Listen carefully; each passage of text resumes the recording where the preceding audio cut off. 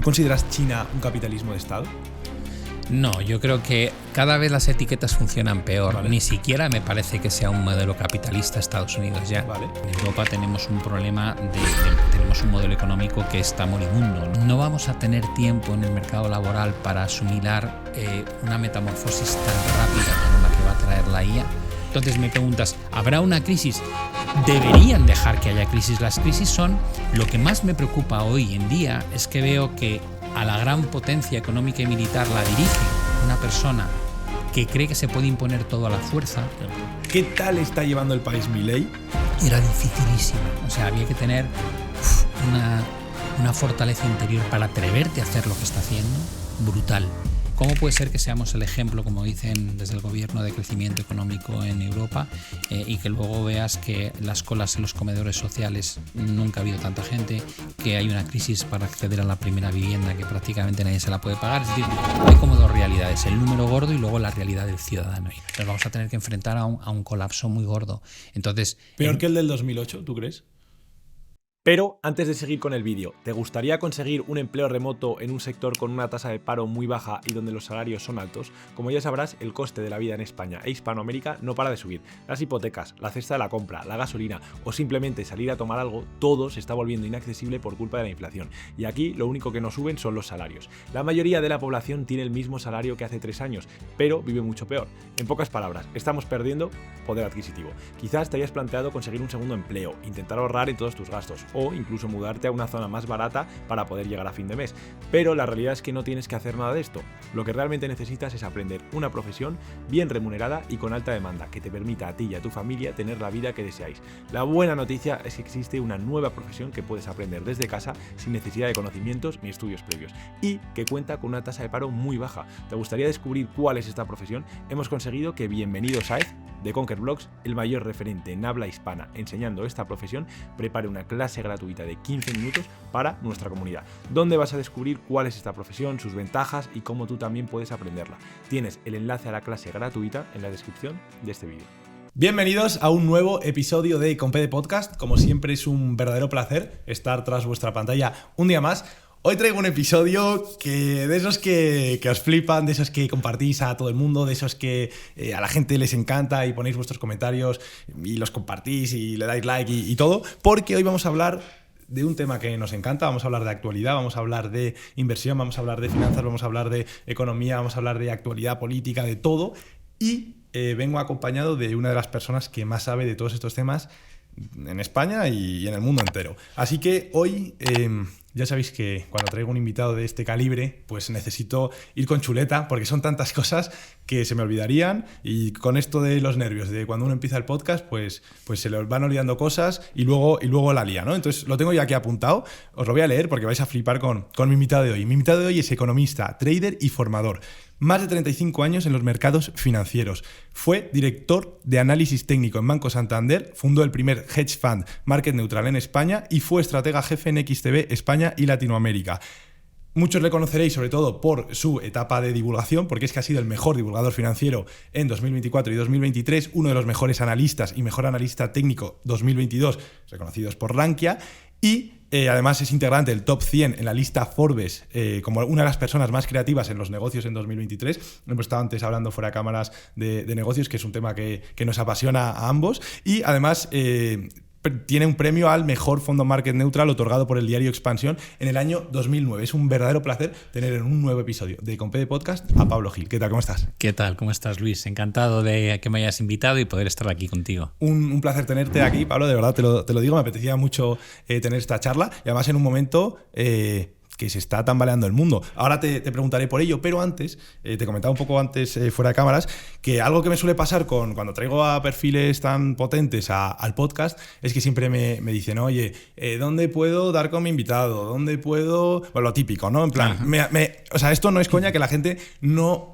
El 70% de mis mensajes son de, oye, ¿dónde puedo contactar con este? Y yo digo, joder, siempre pongo las redes en la descripción, pero tienes una web que además te comentaba fuera de cámaras que me flipa cómo la tienes optimizada y que es la hostia, así que bueno, si nos puedes explicar un poco cómo podemos dar contigo, etcétera. Sí, la página web es pablogiltrader.com, escrito pablogiltrader.com. Vale. Y ahí tienen toda la información de lo que hago, dónde lo hago, si doy conferencias, el libro, la newsletter que es gratuita, las formaciones que impartimos, tanto la maestría, que es una formación más teórica en el sentido que enseña qué es la macroeconomía, metodologías de inversión y psicología del trading, y luego tenemos la otra parte que es más, te diría que es seguimiento del mercado para aquellos que quieren tomar decisiones de inversión por sí mismos, y todos los martes hacemos un análisis de lo que está ocurriendo y dónde están las oportunidades de inversión. El 10 de mayo, que va a ser lo más próximo a la fecha actual, tenemos un evento en Kinépolis, en la sala de cine más grande de España, donde pues, bueno, voy a estar rodeado de gente buenísima, ¿no? Porque ser bueno en todo es imposible. Sí. Con lo cual ahí traeremos a gente como Rayo, como La Calle, Pau García Milá, Pau Antó, gente que sabe de inmobiliario, de criptomonedas, de economía, de oportunidades de inversión, de emprendimiento, y compartiremos pues con la gente que quiera la posibilidad de tener un networking durante una sesión completa, ¿no? Que eso, a mí ya te decía, primero, me encantan los eventos presenciales, ahí estaremos el 10 de mayo, pero a mí, yo soy muy apasionado de las formaciones, o sea, tanto las produzco como las consumo. Y ya te digo, creo que en la era digital, ¿no? Yo no estoy de acuerdo con esa gente que, por ejemplo, solamente adquiere conocimiento a través de libros. Yo creo que no digo que sea mejor ni peor, creo que son maneras compatibles de aprender algo, y a mí todo el tema de las formaciones online o digitales, soy un friki, o sea, tengo todas, de todos los creadores y de todos los divulgadores, y me encantan y se aprende un montón. Así que nada, animo a la gente a que lo compre y se una a tu formación, que visiten tu página web, pondré todo de todos modos en la descripción. Muchas gracias. Y así la gente ya, por lo menos, no me reventarán el DM de Instagram. Vale. Si quieres vamos con un poco los temas... Lo que quieras. Tengo una lista, o sea, tengo 2 páginas de Word de cosas de actualidad. O sea, la gente, si lo que quiere es un poco informarse y saber un poco tu opinión sobre todas las cosas que están pasando en el mundo, este es el momento. Así que si te parece, vamos con la noticia de la semana, que ha sido lo de DeepSeek. Literalmente, para que mi padre me escriba y me pregunte por WhatsApp qué ha pasado con DeepSeek, tiene que ser algo importante. Y yo estuve hablando con el mío, que tiene 92 años, y también me estaba preguntando sobre el tema. Sí, ha sido como un jarro de agua fría respecto a lo que nos habían convencido los estadounidenses que era el mundo de la inteligencia artificial, ¿no? Estábamos con la mentalidad de solamente lo pueden desarrollar compañías multinacionales con un músculo financiero enorme, con una capacidad, digamos, de inversión gigantesca. Veníamos de escuchar la creación de Stargate, este proyecto donde estaba Oracle y donde OpenAI y SoftBank iban a invertir a un ritmo de 100.000 millones todos los años durante 4 años. Como la liga de los grandes campeones, sí. Y de repente te aparece una startup china con todas las dudas que puede generar la información, que siempre que viene de China pues no sabes hasta qué punto es transparente o no, pero si te crees lo que cuentan, que con una inversión infinitamente menor, en muy poco tiempo, y con chips, que es de ahí el impacto en Nvidia, ¿no? Con chips de Nvidia antiguos, no de última generación, han conseguido mejores resultados en ciertos ámbitos que el modelo de ChatGPT más avanzado, que es el que conoce la mayoría de la gente. Lo cual te abre como una grieta bajo los pies, en el sentido de, o sea, que no hace falta tanta inversión, que no hacen falta los chips de última generación, que encima dejan el código en abierto. Con lo cual Microsoft ya lo ha integrado en Copilot. Entonces ha sido increíble la reacción de los grandes competidores. En lugar de luchar es que me lo das gratis, pues yo lo meto. Y las barreras de entrada, que antes eran la sensación de o tienes un capital inmenso o no puedes participar en esta carrera, de repente es no, se puede hacer con medios relativamente pequeños. Y eso empieza a cambiar todo. Tu visión sobre los centros de datos, sobre la forma de entrenar a las IAs, sobre democratización de algo que antes era selectivo, y lógicamente cuando las compañías de Estados Unidos, que han liderado el comportamiento bursátil de los últimos años, que se dedican a estas cosas, les planteas que puede haber una competición en otros términos, pues empiezas a poner en duda si esas valoraciones son justificables, ¿no? Y ahí el terremoto que se ha montado. Que bueno, que esto no es nuevo, ¿no? El tema de valoraciones sobrevaloradas, ¿no? No es algo que sea único del tema de la inteligencia artificial. Luis, ¿no? Año 2000, llega Internet, empezó a llegar en los 90, ¿no? Pero en el año 2000 lo identificamos como un fenómeno global, ¿no? La gran burbuja.com, y desaparece el 80% de las compañías que formaban el Nasdaq. Dices, bueno, ¿y cómo puede ser? Digo, bueno, pues porque en aquel momento teníamos el sueño de lo que iba a ser Internet. El sueño se ha cumplido con creces, o sea, si da igual lo que hubieses creído en el año 2000, ha superado en todos los ámbitos, ¿no? El comercio, el e-commerce, las redes sociales, era algo impensable. Pero eso no quiere decir que una tecnología o una revolución tecnológica como la que fue Internet, que nos cambió la vida, justifique cualquier valoración. Claro. De hecho, a medida que democratizas cualquier modelo, normalmente lo que ocurre es que se abaratan mucho los costes, claro, lo cual hay más players, hay más jugadores, lo cual el margen de beneficio que te va dejando es menor. Y ahora mismo, cuando tú miras cómo cotiza Meta, cómo cotiza Microsoft, cómo lo hace Tesla, Google, cualquiera de estas compañías, hay implícito unos beneficios futuros y una tasa de crecimiento tal vez exagerada. Claro. Y eso pone no en tela de juicio el modelo, ni la revolución tecnológica, que yo creo que nos ha cambiado la vida ya, la gente no es consciente, pero ya nos ha cambiado la vida, pero si te ponen en tela de juicio quiénes van a ser los grandes ganadores de esta carrera, que a lo mejor no son los que pensamos, los que ahora mismo brillan. Tengo muchas preguntas que me surgen a medida que vas hablando, pero por ir un poco en orden. El tema de cuando planteabas, ¿no? el caso de China, de bueno, si nos fiamos de ellos. El mercado parece que se está fiando, ¿no? Entiendo, por un poco como las interpretaciones que ha habido. No tienes muchas opciones. Es decir, al final, si estuviésemos hablando de esto es Panamá, que también ahora con el canal de Panamá da mucho que hablar, ¿no? Pero dices, bueno, al final son 4 millones y pico de habitantes, es una economía relativamente pequeña. No, China es el segundo jugador más importante a nivel económico y militar del mundo. Y lleva además subiendo o escalando posiciones a un ritmo totalmente increíble desde hace décadas. Entonces dices, no tienes la opción de prescindir de China. Una vez aceptas que China es un jugador que tiene que estar en tu radar, en todos los aspectos geopolítico, de inversión, de cómo es la economía que podría incluso adelantar a Estados Unidos dentro de unos años, dices, bueno, pues me tendré que creer lo que hay, ¿no? Claro. ¿Es del todo limpia la información que te llega? No, tal vez no todo lo que te gustaría, pero es la que hay y es la que tiene todo el mundo, claro, con lo cual luchas en igualdad de condiciones. Si te están engañando a ti y a todo el mundo. Esto es un poco el escándalo que hubo en 2009 con Madoff, ¿no? Sí. La gente decía, ya, bueno, ¿cómo te han podido estafar de esta manera, en una estafa piramidal? Y los gestores decían, es que todos estábamos invertidos, ¿no? Es el mal de muchos consuelo tonto. Bueno, pues yo creo que con China estamos un poco en esa tesitura de te lo tienes que creer porque es lo que hay y todo el mundo cuenta con la misma información. A lo mejor no es del todo veraz, pero es la que tenemos. Claro. Otra pregunta que me surgía a medida que ibas hablando era el tema de, oye, que esto seguramente muchas personas se lo estarán preguntando en casa, oye, ¿y por qué DeepSeek es de código abierto, ¿no? ¿Qué necesidad? ¿Por qué la empresa que se ha encargado de desarrollar el código se lo regalaría, entre comillas, a otros para que lo puedan integrar a otros competidores?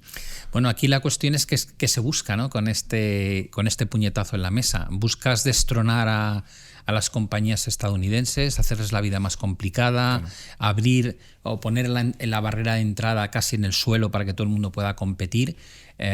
Es difícil. Yo siempre que me preguntan por China digo, creo que tienen algo que no tiene otro país y es que son estratégicamente unas águilas. Es decir, piensan a largo plazo de verdad, tienen un dirigente que realmente es casi vitalicio, aunque tenga que someterse a la voluntad del partido para renovar su poder, pero cuando tú tienes la sensación de que puedes gobernar durante más de una década, te puedes plantear objetivos a más de una década, claro, ¿no? Cosa que en el resto de las economías desarrolladas creo que no pasa, y vemos a muchos presidentes que básicamente lo que intentan es mantenerse en el poder y ser capaces de renovar su mandato otros 4 años, ¿no? Claro. Creo que China juega otra cosa.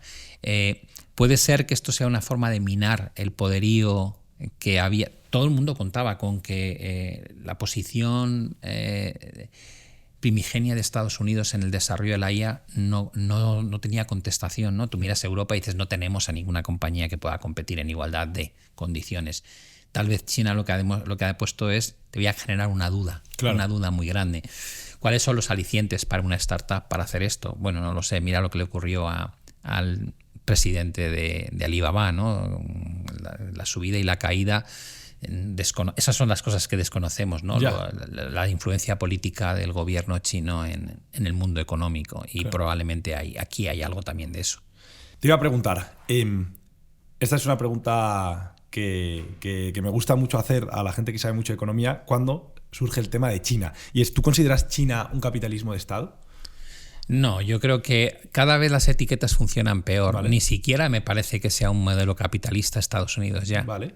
Es decir, cuando yo empecé a estudiar economía, Estados Unidos representaba la cuna del capitalismo puro y duro. Yo creo que después de las últimas crisis lo que se ha demostrado es que Estados Unidos es capitalista para el éxito y socialista para las pérdidas. Vale. En 2008 colapsa el sistema financiero en Estados Unidos por ese hambre y ese egoísmo por ganar dinero en el sector bancario, el mercado inmobiliario. Se hicieron barbaridades, auténticas barbaridades, y lo que se hizo fue salvar a la industria de la banca con dinero público, ¿no? Y luego en 2020 tuvimos otro ejemplo, cuando un banco central como la Reserva Federal te dice que va a hacer QE ilimitado y empieza a mandar dinero a través del gobierno estadounidense, dinero todas las semanas a casa de los ciudadanos que están en paro para que sigan consumiendo, dices, y esto ya no huele a capitalismo. Digo, el capitalismo es mucho más darwiniano, es más salvaje, o estás en la parte de arriba de la pirámide o te comen. Claro. En este caso desapareces, mueres. Salvaron a las aerolíneas, salvaron a las petroleras. Dices, no, esto ya no es capitalismo, esto es otra cosa. Creo que si Estados Unidos no es capitalista pura, imagínate en China qué modelo tienen. Es un modelo donde parecía que estaba migrando de un modelo comunista a uno más abierto, y cuando aparecen los grandes competidores de Estados Unidos, por ejemplo Alibaba respecto a Amazon, o Baidu respecto a Google, etcétera, o Didi, y llega el regulador y hace un crackdown, se carga esas compañías, ¿no? Las hunde en bolsa, te quedas como diciendo, wow, ¿qué ha pasado aquí? Y dices, bueno, pues que directamente han dicho, por este camino no. Vale. Por este camino no lo acepto. Pero tampoco están en un modelo comunista al uso. Con lo cual yo creo que están reinventándose. Es una economía que ha demostrado una capacidad de ir del mercado primario, es decir, cuando todo el mundo era agricultor, a las ciudades, crean una burbuja inmobiliaria de 3 pares de narices, un modelo de negocio basado en que los gobiernos locales se financiaban por la venta de terrenos para proyectos inmobiliarios y a la vez exportaciones ultrabaratas al resto del mundo, y ahora quieren una economía más basada en consumo interno, con las dificultades que tiene la confianza del consumidor, cómo te colocas en el mundo para no ser solamente exportador, y están ahí con esas piezas y no es nada fácil. Otra de las grandes especulaciones un poco también que se forman en torno a China es sobre que su modelo va a quebrar, ¿no? Hay mucha propaganda en torno a esto China le va a pasar una gran crisis, va a pasar por un momento de turbulencias, pero como a medida que va pasando el tiempo, yo lo único que oigo en la radio, en la televisión, en YouTube, es que China cada vez está más pegada a Estados Unidos. Sí, yo creo que la población y el ciudadano chino tiene una capacidad de sufrimiento bastante más elevada que la media. Me cuesta ver que vaya a ocurrir eso. Creo que tienen muchas cosas buenas. Han sido la fábrica del mundo durante décadas, ¿no? Nos hemos pasado la vida llevando toda la producción allí porque la mano de obra era muy barata. Ahora nos cabreamos porque fabrican cosas mejores que las nuestras y que son más baratas que las nuestras. Y dices, bueno, pero esto hay que leer un poco de historia y descubrir que antes era Japón. Cuando yo era niño todo era made in Japan, no made in China, ¿no? Y dices, vale, y antes de eso los europeos usábamos a Estados Unidos como fábrica del mundo. Y anteriormente te vas remontando y descubres que esto es el juego de la humanidad, ¿no? Claro. Es decir, encuentras un sitio que se hace más barato, tienes más margen de beneficio, llevas ahí tu producto, el que recibe el producto aprende primero a hacer tu producto como tú quieres y luego desarrolla su propio producto con todo lo que ha aprendido y se convierte en un competidor. Y China es un competidor ahora en tecnologías punteras. No creo, sinceramente, que tendrá problemas como todos. En Europa tenemos un problema tenemos un modelo económico que está moribundo, ¿no? Estamos más preocupados por regular y por una carga burocrática sin precedentes que por innovar. Y eso nos ha dejado lejísimos de Estados Unidos y de China. Estados Unidos está financiando su crecimiento con deuda de forma masiva, además. Y China ha empezado a hacerlo ahora también para solventar la crisis inmobiliaria. Con lo cual, todos los modelos atraviesan por fases de crisis y fases de expansión, ¿no? No creo que vayamos a ver el final de China como la gente lo vaticina, ni mucho menos. Vale. Comentabas esto de la burocracia. Es mi enemigo número uno. O sea, sí. yo que soy emprendedor, tú también lo eres. Lo que más odio en este mundo es la burocracia. Mucha gente que es empleada, pues es algo con lo que no tiene que lidiar en el día a día, más allá de algún trámite burocrático para alguna gestión, ya te digo, rutinaria o ni eso. Pero el que es emprendedor lo sufre constantemente y muchas veces yo digo que es uno de los grandes problemas del emprendimiento. ¿En qué qué tan problemático es para ti el tema de la burocracia? A ver, la burocracia, aquí hay dos temas y entramos en un espacio donde suele haber posicionamientos extremos. Vale. Yo he tenido la suerte de poder vivir mi vida laboral en los dos ámbitos, vale. Por cuenta ajena y por cuenta propia. Vale. La gente, y me pasaba a mí, la gente que trabaja por cuenta ajena no tiene ni la más pajolera idea de lo que es trabajar por cuenta propia. O sea, ni se lo pueden imaginar. Pero ni idea, ¿eh? Ni idea, porque yo cuando trabajaba por cuenta ajena me consideraba un buen profesional, tenía un cargo directivo, pero yo tenía mi horario y cuando dejaba mi trabajo me iba a mi casa y disfrutaba de mi tiempo libre, de mis hijos, de mi familia, y volvía a meterme en tareas al día siguiente. Y cuando llegaba el viernes desconectaba y tenía un fin de semana para mí. Sí. Eso no existe en la vida de un emprendedor. O sea, ese concepto ni existe. Primero porque estás a lo mejor más ilusionado con tus proyectos, estás todo el día pensando en cosas que podrías aplicar a tu negocio. Y luego están las preocupaciones y trabajos que sueles dejar para cuando los demás tienen el tiempo libre, ¿no? Claro. Tengo que ajustar, tengo que mirar bien la contabilidad, tengo que presentar impuestos, tengo que contestar un montón de cosas, tengo que presentar documentación a las administraciones públicas para que me concedan o para estos permisos. Toda esa parte al final acaba en sábados, domingos y por las tardes, ¿no? Siempre, además. Entonces, está ese punto que ya te digo, creo que es el gran desconocido del trabajador por cuenta ajena y nunca se valora. La falta de seguridad que tiene el emprendedor, el riesgo que asume poniendo su dinero en proyectos que no sabe si van a salir bien. Claro.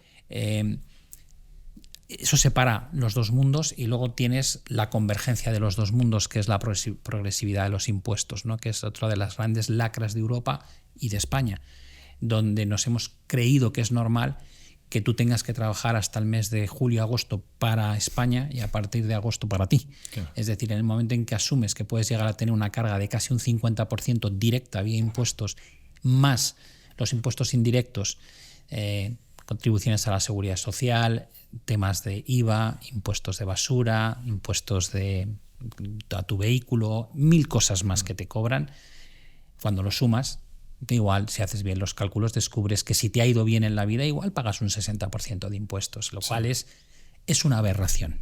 El otro día, haciendo unos números con mi mujer, salía el tema de 2.500 de salario, 20, te quitan un 20% de IRPF, luego pagas la parte correspondiente a Seguridad Social, te quedan 1.800. Dice, no puede ser de los 2.500. Digo, ya, pero es que esos 1.800 tú porque trabajas en casa conmigo, pero si tuvieses que alquilar un local, no ganas ni lo que gana el que percibe un salario mínimo interprofesional sin ninguna cualificación. Lo quieren llevar casi a los 1.200 euros, ¿no? O cercanías de 1.200. Digo, tú no ganas eso si tienes que pagar un alquiler y tú tienes 2 licenciaturas, llevas toda la vida trabajando, eres una profesional como la copa un pino y la gente no es consciente de estas cosas. Digo, no, acabas de agarrar a alguien, no digo que sea clase media porque gane 2.500 euros al mes, pero acabas de agarrar a alguien de 2.500 y lo has convertido en alguien que percibe menos que otra persona que a lo mejor llega aquí sin ningún tipo de formación,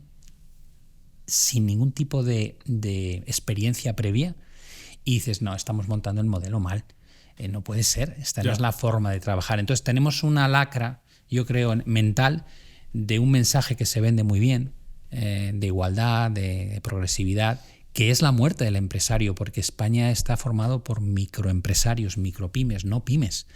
Con lo cual, al final, son personas que asumen unos riesgos enormes y son los que generan, sobre todo, empleo en España. Claro. Entonces, por ese lado, te diría, sí, claro que soy víctima, como todos los demás empresarios, de la burocracia y de la carga impositiva, por supuesto. Creo que está muy mal diseñado y así no vamos a ir muy bien en el mundo compitiendo con gente como Estados Unidos, por ejemplo. Sí, y luego todo el tiempo que tardas en...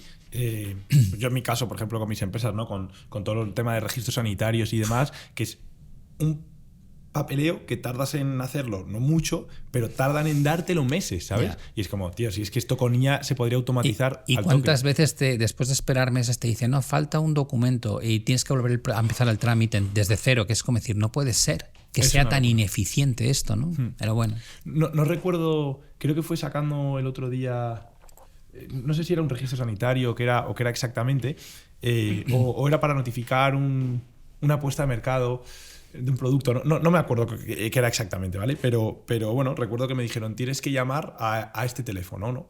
Y de repente llamo a este teléfono y digo, oye, quiero sacar este documento. Y me dicen, no es en esta oficina, es en esta otra oficina. Me pasan el teléfono, llamo otra vez.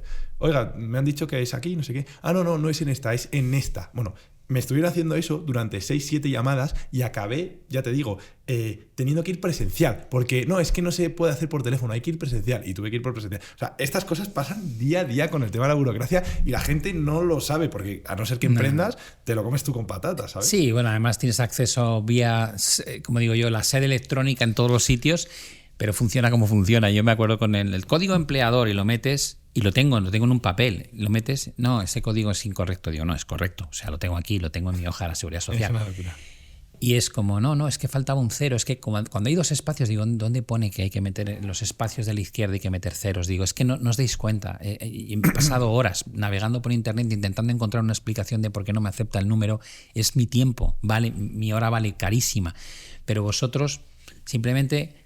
echáis el hueso y que lo muerda el emprendedor, ¿no? Y que se busque la vida. No sé, es... ¿Tú qué opinarías? Esta medida me la proponía el otro día un amigo mío. No es algo que se haya inventado él, me refiero, es algo que se habla mucho. Y es el tema de que los trabajadores percibiesen su salario bruto y luego tuviesen que ir ellos a cambiarlo al banco, ¿no? Buenísimo. Es decir, la gente no sabe lo que le cuesta el puesto al trabajador. Es decir... sí, el ejemplo de antes es real. 2.500 euros, le metes un 20% de retención y IRPF, pero es que luego hay que pagar 450 euros a la Seguridad Social. Claro, cuando la empresa paga ese dinero por ti, tú no eres consciente de lo que le está costando al empresario tu puesto de trabajo. Claro. Tú al final te pones a mirar el neto que percibes, ¿no? Entonces, todo lo que sea dar a conocer al trabajador lo que hay en la espalda del empresario, creo que ayudaría a entender muy bien las condiciones laborales. Hay una crítica por desconocimiento que se arreglaría con decir, no, dáselo entero y que sea él el que de alguna manera vaya a ingresar la parte que tiene que le retiene Hacienda y que luego tenga que ir a la Seguridad Social a pagar él. Y a lo mejor así es consciente del tiempo que pierde en hacer estos trámites, de lo que le quitan realmente de lo que gana, y va a tener una visión, con las mismas cifras, va a tener una visión de la vida radicalmente distinto. Claro. Sí, me parecería buenísimo. De hecho, esto lo hablaba hace poco con Juan Soto Ibars, que no es precisamente un cualquiera, ¿no? Es un tipo muy formado, muy inteligente, y él me decía, encima lo decía en cámara, no lo decía fuera de cámaras, que no es que me lo estoy inventando, ¿no? Y decía, si es que yo verdaderamente hasta hace muy poco no sabía cuánto era lo que pagaban por mi salario. Yo pensaba que pagaban lo que me llegaba. Y flipé cuando me enteré, ¿no? De toda esa parte que se queda el Estado, ¿no? Más luego lo que tienes que pagar y tal. Bueno, tengo muchas preguntas, pero sí que me gustaría seguir profundizando un poco con el tema de la inteligencia artificial, porque este es otro debate que se tiene, que no se sabe muy bien hacia dónde va a ir, y es el tema de la automatización de procesos gracias a la inteligencia artificial, ¿no? Yo tengo muchos amigos también que están en el mundo corporate, y ellos suelen preguntar a sus jefes, oye, ¿qué va a pasar con esto de la IA, ¿no? Porque siempre nos dicen que va a reventar puestos de trabajo por doquier y hay jefes que les dicen que no y otros les dicen sí, pero bueno, eso va a ser positivo porque vamos a ser más eficientes, vamos a poder producir mejor y demás, pero se forman las famosas paradojas, ¿no? que antes comentabas, ¿no? Entonces, bueno, quería preguntarte un poco, ¿cuál es tu opinión sobre la inteligencia artificial y el mundo corporativo? Yo tengo visiones enfrentadas.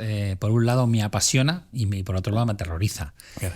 que creo que es una muestra inteligente de cómo afrontar una revolución tecnológica que nos está dejando pasmados a qué velocidad está desarrollándose, pero que es dificilísimo ponerle una proyección a años vista. Claro. Yo viví la de Internet y eso me ayuda a entender lo poco que podemos prever el resultado final, ¿no? En Internet fue muy bueno el hecho de que hubiese una limitación hardware al desarrollo, porque te daba tiempo.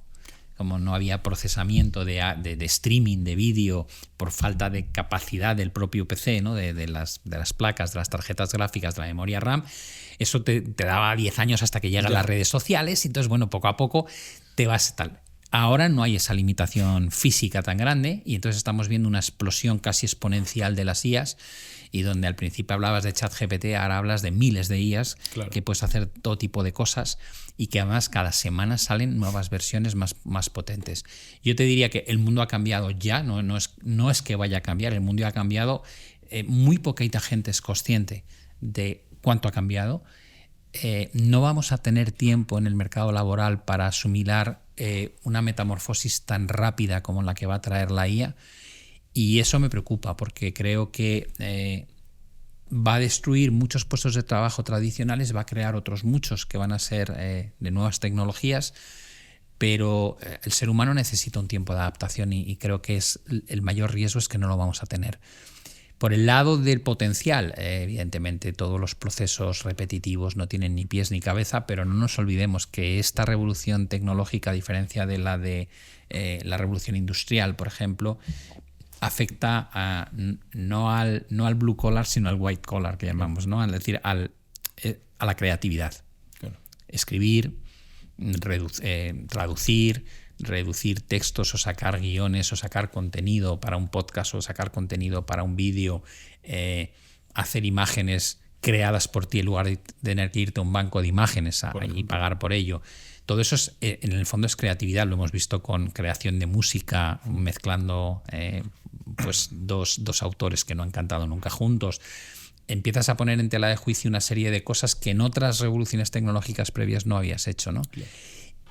¿Dónde va a pararse? Ya te digo, si me tuviese que digamos, adentrar a hacer predicciones absurdas, pero no tenemos datos, te diría la automoción, por ejemplo, en 5 años vamos a mirar para atrás y vamos a decir, no vimos venir que iba a desaparecer la conducción personalizada. Yo cuando hablaba con mi abuelo me acuerdo que una foto que tenía, recuerdo Zaragoza, ¿no? Y se veía los coches, primeros coches de caballos, tranvías y personas todos andando sin control por la calle porque no había semáforos. Y yo le decía, pero bueno, esto era la anarquía absoluta. Y me dice, sí, pero era la anarquía a la que estábamos acostumbrados, ¿no?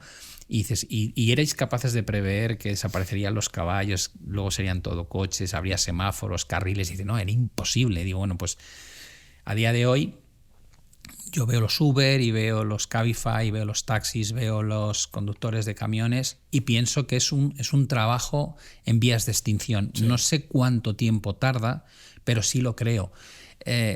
Hay otras cosas que también creo que van a cambiar de forma radical. Hemos dado el acceso a la IA en un nivel muy básico, empezando por los Alexas y por los Siris de los teléfonos, sí, ¿no? Y de repente las luces de la casa que las activas con la voz y bájame la persiana y enciéndeme.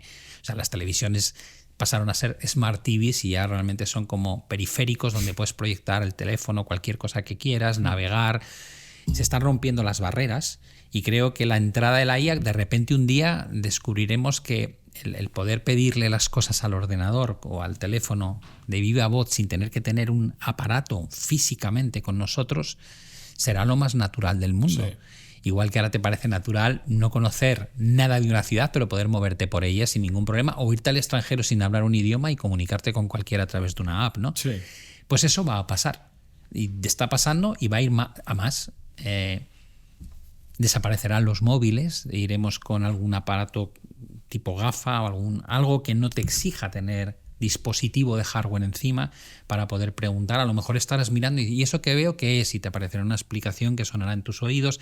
No lo sé, creo que se van a romper tantas barreras, va a haber tantas cosas distintas a las que pensábamos que estaban aquí para quedarse, que hay que verlo como una oportunidad. Tú me preguntabas si va a haber más destrucción que creación. Pues en algunos ámbitos supongo que sí. En algunos ámbitos, por supuesto.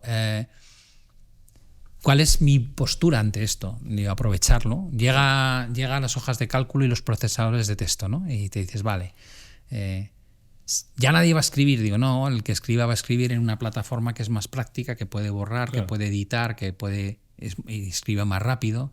La hoja de cálculo te permite hacer cálculos mucho más rápidos que con una calculadora y presentarlos de forma más bonita, automatizar procesos de cálculo con macros, y está ahí. Entonces, ¿cuánta gente maneja la Excel? Genial, digo, pues el 1 por 1000 de la población, porque los demás hacemos un uso de la Excel que es una auténtica porquería. El mío es muy limitado. Pero hay gente que hace maravillas. Sí.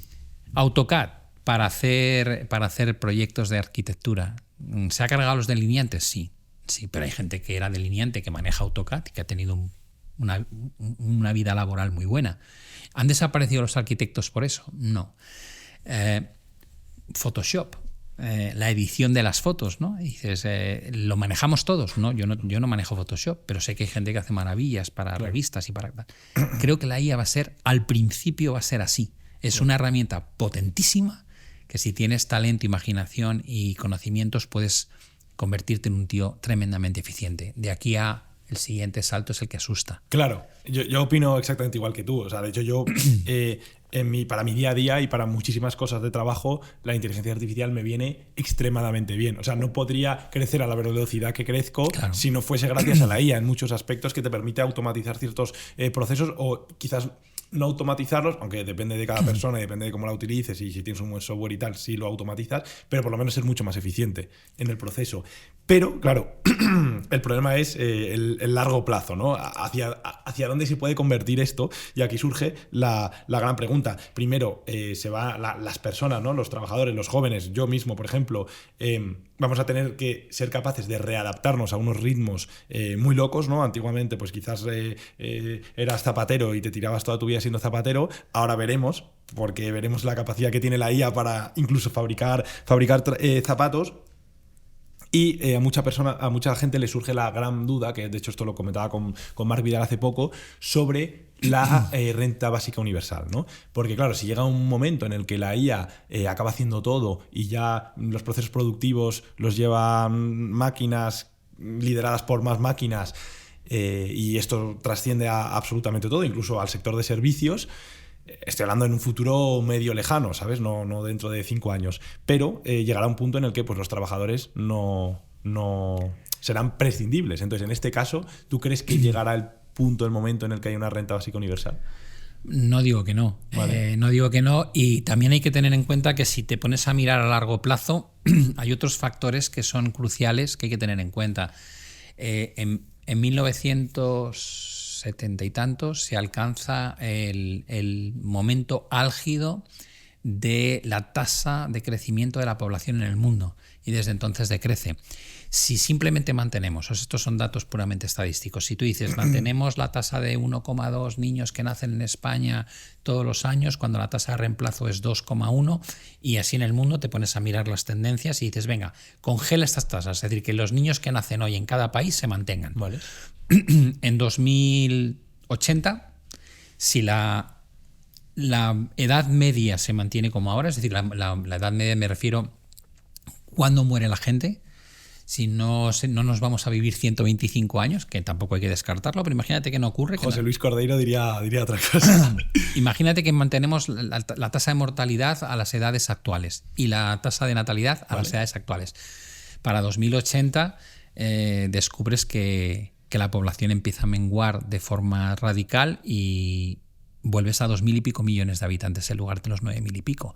Y dices, wow, ¿qué va a pasar si de repente somos una quinta parte de los que somos? Digo, bueno, pues a lo mejor la sociedad futura es una sociedad plagada de robots, de IA, que hacen todas las tareas que tú consideras que son esclavizantes de la humanidad porque te aportan poco y son duras de realizar a nivel físico, y lo que te queda es una élite, una gente que trabaja en puestos muy concretos de coordinación. No lo sé, es casi leerte libros de Isaac Asimov sobre lo que podría ser el mundo que viene. Pero A mí me encanta soñar, imaginar futuros, pero reconozco que desconocemos tantísimas cosas sobre los hitos que van a ir apareciendo. De hecho, la IA apareció de la forma que apareció y parecía como que estaba detrás de un telón, lo abrieron y todo el mundo hablaba de IAs, todo el mundo tenía IAs, todo el mundo desarrollaba IAs y dices, ¿qué ha pasado hasta aquí? Pero tenía que estar desarrollándose desde antes, pero de alguna forma que no lo sabíamos. Y luego tienes la computación cuántica. Muy interesante. Se va a hacer una realidad, pues si se hace una realidad la computación cuántica, cuando tú hablas de que puedes resolver problemas que tardarías millones de años en resolver con la computación actual en 5 minutos, pues claro, dices, igual estoy haciendo una previsión de hacia dónde vamos que es completamente absurda, porque uno de los elementos más importantes en esa evolución no lo estoy teniendo en cuenta. Efectivamente. Creo que vivimos un momento apasionante para el ser humano. No sé a dónde nos va a llevar, no sé si es a la autodestrucción o todo lo contrario, a un nivel de bienestar sin precedentes, con no tener que trabajar y poder cobrar, porque yo qué sé, no lo sé. Pero lo que sí recomendaría a todo el mundo es, lo que está ocurriendo no es una opción participar de ello o no participar de ello. O sea, tienes la obligación de, en esta primera fase, montarte, usarlo como una herramienta potentísima y ya veremos a dónde nos lleva. Porque nos va a llevar tanto si tú participas como si no.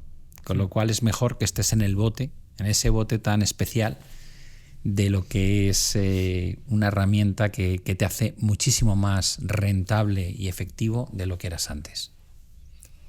Me siguen surgiendo muchas preguntas en torno a esto, pero hay una que últimamente la estamos llevando a cabo mucho, es una pregunta súper interesante, que esta me la pidieron mis amigos y ya se ha quedado como pregunta del canal para todos aquellos que saben mucho de economía. Se la hicimos a La Calle, se la hicimos a Marc Vidal, se la hicimos, si no recuerdo mal, a Monedero, y es si se viene una gran crisis. Porque está en las redes sociales uno de los temas, ¿no?, como más candentes y de los que más clips suelen salir, es el de ¿viene una gran crisis, tal? Sí, aquí hay un tema de los clickbaits, ¿no? Yo cada vez que voy a un podcast me ponen mi imagen y la palabra crisis en grande. Es mi sino, no puedo evitarlo.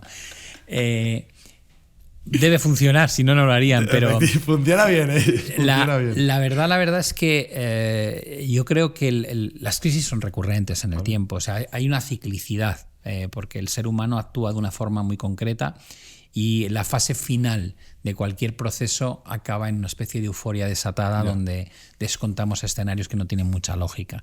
Y después de eso tenemos que ajustarnos y volver a la realidad. Y eso es lo que provoca la crisis. Cuanto más alejado has estado de la realidad, mayor es la crisis. A mí lo que me preocupa muchísimo es que se ha instaurado después de la gran crisis 2008, donde vivimos casi la desaparición del sistema financiero como lo conocemos. Hubo que intervenir a la banca para solventar el problema de volver a no voy a decir la Edad Media, pero casi. Ahí de repente se instauró el mantra de todo vale y no vale todo. Pero trabajamos con esa idea y la pandemia fue el ejemplo real y evidente de esa nueva mentalidad. Cuando llega la pandemia vivimos la peor recesión de la historia en los últimos 100 años, solamente comparable a 1929, y la bolsa americana acabó en máximos históricos y la alemana también, ese mismo año, en plena debacle. No teníamos ni vacunas, estaba el mundo paralizado y dices, wow, o sea, me estás diciendo que has encontrado o crees haber encontrado una medicina de que este tío que está en la UCI, que apenas se puede mover, le chuto la medicina y acaba ganando la maratón. Y dices, pero es que él has curado la enfermedad. Digo, no, tengo una herramienta, en este caso una medicina, que hace que ninguno de los síntomas que debería mostrar los muestre pese a que está muy enfermo. Y eso para mí es lo que yo llamo el endeudamiento crónico. Cuando tú Luis, quieres un Ferrari, quieres un barco y tu negocio aún no da el beneficio suficiente para comprarte el Ferrari y el barco y quedar de faula con tu chica, o tu chico, que aquí no puedes decir ya nada de eso, o chique, porque si no ofendes a todo el mundo. Cuando tú estás en ese punto tienes una opción: o no te compras el Ferrari, el barco y las vacaciones maravillosas, o te endeudas. Si te endeudas, pides préstamos y traes bienestar futuro a tu presente. Te puedes permitir todos esos lujos, a cambio tienes la obligación de todos los meses pagar una cuota de los distintos préstamos que te traen capacidad de consumo e inversión futura, con lo cual te has traído bienestar que ibas a haber tenido a lo mejor más adelante al presente porque no quieres esperar. Cuando el mundo tiene más de 300 trillones de dólares de deuda o billones europeos de deuda, quiere decir que el mundo vive por encima de sus posibilidades. Y la deuda ha ido creciendo sistemáticamente con independencia del ciclo económico. Es decir, no es como hace 30, 40 o 50 años que nos endeudábamos para solventar una crisis y luego volvíamos otra vez al nivel de endeudamiento adecuado. No, ahora nos endeudamos tanto cuando hay crisis como cuando estamos creciendo. Estados Unidos a día de hoy se está endeudando a un ritmo equivalente a como se endeudó en 2008 para solventar la crisis financiera. Qué loco. Y dices, no tiene sentido, está creciendo por encima de su tasa de crecimiento natural y me estás diciendo que tiene un déficit público de un 6 y pico % y que se está endeudando y tiene la deuda en máximos históricos. Digo, sí. Y la gente está aplaudiendo el éxito del modelo económico estadounidense como primera potencia económica del mundo. Digo, no aplaudas nada. Este tío está subiendo el puerto de montaña y tiene aquí las marcas blancas de la coca, se ha tomado 4 Red Bulls y lleva una transfusión en sangre que le han hecho con la sangre oxigenada en altitud. Digo, ese no es la muestra de lo que quieres como deportista. Claro. Ese tío es un drogata. En este caso la droga monetaria, la droga fiscal que les han ido suministrando durante todo este tiempo. Ese es nuestro modelo económico y el que queremos copiar casi todos. Cuando Mario Draghi te dice que Europa está hecho un desastre y que nos hemos quedado atrás y nos han adelantado Estados Unidos y China, uno por la derecha y otro por la izquierda, yo me leo el informe y digo, que por fin alguien que dice olvidémonos de la burocracia, regulemos menos, seamos más pro negocio, hay que invertir en innovación. Pero claro, llegas al último capítulo y te dice, para hacer esto hay que endeudarse. Te digo, o sea, vamos a copiar el modelo estadounidense y el modelo chino de ahora, ¿no? Es una sensación de que no hay creatividad para buscar soluciones que no impliquen repetir los errores del pasado. Yeah. Y eso nos ha llevado al punto actual de que hablamos de la crisis. El modelo económico sin estos soportes totalmente artificiales no funciona. Alemania es un buen ejemplo, no crece, lleva 2 años casi en recesión, pero es muy fiscalmente responsable, tiene una deuda sobre el PIB muy controlada. Vale. Y dices, vale, ¿qué pasa si Alemania decide irse como Estados Unidos a un 120% de deuda sobre el PIB, que va a crecer al 4%? No lo dudes. De momento que empieza a mandar dinero a la población para que consuma, gaste y las empresas y los emprendedores puedan empezar negocios, claro. O sea, si tú regalas dinero, ¿cómo no va a crecer la economía? Claro. Que el 70 y tantos % depende del consumo. Eso no es ser listo, eso es buscar el apoyo de la droga para sentirte más eufórico. Entonces, nadie quiere, en mandatos de 4 años de los políticos, ¿qué político tiene la ética suficientemente buena como para decir esto nos va a llevar a una situación a futuro muy mala? El futuro es de otro. Claro. Patada hacia adelante, ya se preocupará de si hay dinero para las pensiones otro o si el modelo económico que estoy siguiendo tiene sentido, ¿no? Y en eso estamos. Entonces me preguntas, ¿habrá una crisis? Deberían dejar que haya crisis. Las crisis son la forma en la que nos devuelven a un punto de equilibrio, es la forma en la que lo malo desaparece, las empresas que no funcionan quiebran y nacen emprendedores con ideas renovadas más eficientes. Y ese tejido empresarial, que es la base de lo que es la innovación, se renueva. Pero si tú mantienes con vida cosas que no deberían funcionar, es como tener un jardín donde nunca podas y se van acumulando la hojarasca y las briznas de césped muerto y nunca los recoges. El 40% de las compañías del Russell 2000 en Estados Unidos pierden dinero. Y dices, wow, no puede ser. El 40%. Pero las mantienes con vida a base de estímulos, ¿no? Claro. Es durísimo, pero deja que desaparezcan y que sean sustituidas por otras que lo hagan mejor. Claro. Sí, el vendaval de destrucción creadora, ¿no? Que denominaba Schumpeter. Sí, es que necesitas regenerar. Es como decir, no quiero perder ninguna célula epitelial muerta. Y dices, no, si se tiene que caer, se sustituye por una que es mejor, una más sana. Pero aquí intentamos mantener las cosas de forma artificial. Cuando tardas mucho en permitir que esas crisis ocurran, cuando luego ocurren son muy severas. Claro. Entonces, a mí lo que me da miedo es que llevamos casi 15 años no permitiendo que los efectos de las crisis, porque ha habido crisis, se materialicen como antiguamente, los sustentamos de forma artificial, y el día que esto no nos funcione, y habrá un momento en que no nos funcione, nos vamos a tener que enfrentar a un colapso muy gordo. Entonces, ¿peor que el del 2008, tú crees? Pues viendo lo que hacen los bancos centrales y los gobiernos, creo que no. Pero creo que no porque harían barbaridades con tal de evitar el daño que sufrimos en 2008. Pero no creo que eso sea bueno. Creo que es intentar falsear una realidad. Y como se nos vaya de las manos... O sea, piensa que nuestro modelo económico se basa en la confianza. Yeah. No existe el dinero que tenemos reflejado en las cuentas corrientes, en las cartillas o en cualquier método digital. No existe. Bueno, de hecho, si todos quisiésemos sacar el dinero, quebraría el sistema. Totalmente. Eso es lo que pasó en 2008, ¿no? Que la gente empezó a querer tener su dinero en casa en lugar de en el banco y casi colapsa el sistema, ¿no? Si está basado en confianza, gobiernos y bancos centrales no pueden permitir que se pierda la confianza. De ahí también el tema de Bitcoin y compañía, ¿no? Dices, luego lo haremos. ¿Cuánto permites que esté no regulado? Que pueda ser una amenaza al control del dinero fiat. Entonces, por ese lado, yo creo que harían barbaridades con tal de evitar una nueva crisis de confianza.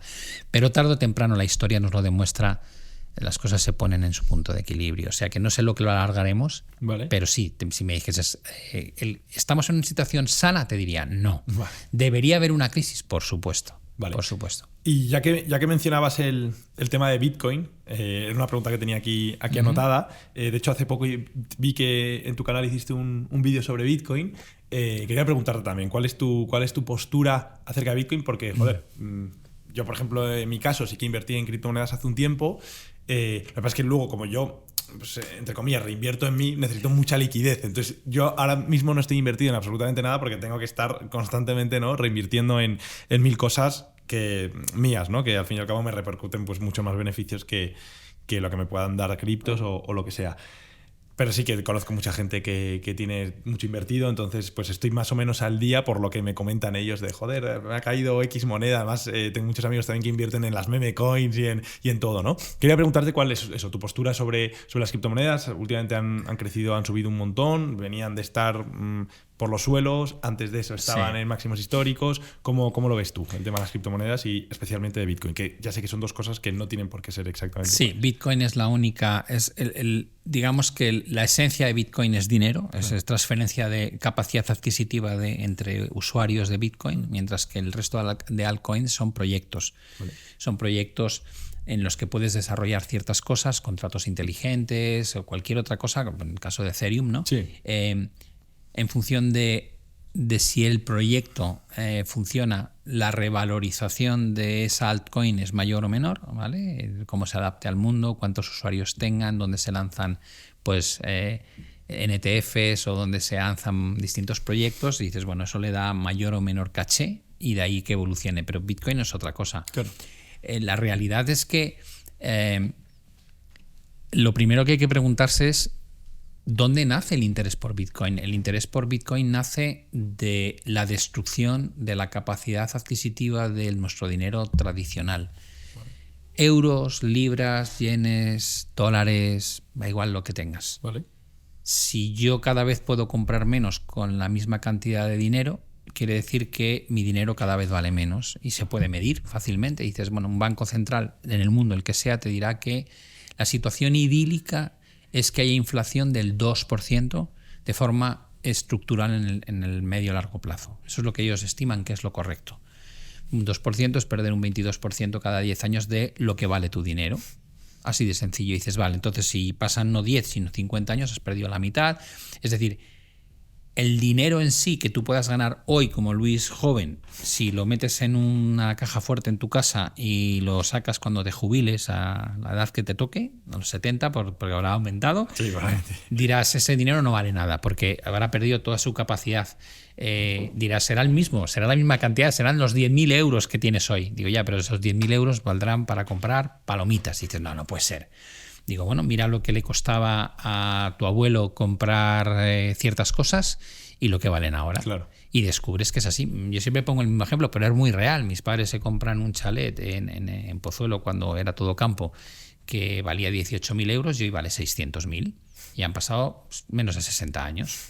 Y dices, vale, ¿es por la burbuja inmobiliaria? Digo, no, es por la depreciación del dinero. Claro. Y dices, vale, entonces es increíble. Guardan 18, o sea, 18.000 en aquella época era un dineral, como ahora 600.000. Claro. Pues dale la vuelta a la tortilla y dices, ¿podría ser que tengas 600.000 y dentro de 60 años valgan 18.000? Digo, sí, perfectamente. Cuando asumes eso, claro, quieres huir del dinero fiat. El dinero en sí es una pérdida constante y necesitas una alternativa. Y llámale oro, llámale la bolsa, llámale una vivienda.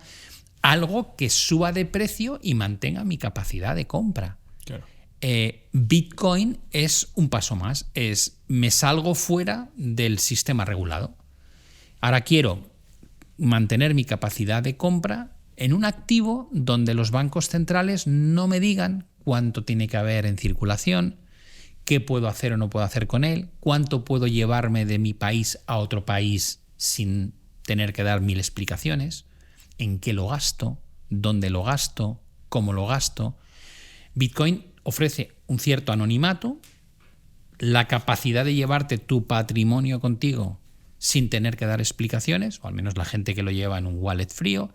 Entonces te abre una gama de, digamos, de posibilidades que antes no existían, en un mundo donde cada vez hay un control más exhaustivo del dinero, de lo que haces con él. Ya tienes que declarar si no puedes pagar a un profesional más de 1.000 euros sin que sea un delito, no puedes hacer una transferencia de más de X mil sin tener que decir para qué, de dónde viene este dinero, cómo lo has ganado. Aunque lo hayas ganado lícitamente y sea tuyo, te empiezan a pedir explicaciones. No puedes sacar más de 10.000 euros fuera de España si te vas a otro país sin declararlo. Es decir, de repente descubres y dices, oye, después de haber pagado lo que he pagado, que me habéis quitado más de la mitad de lo que gano, una vez está en mi cuenta y es legal y lo puedo demostrar, encima tengo que estar explicando a todo el mundo qué es lo que hago con él, por qué lo hago.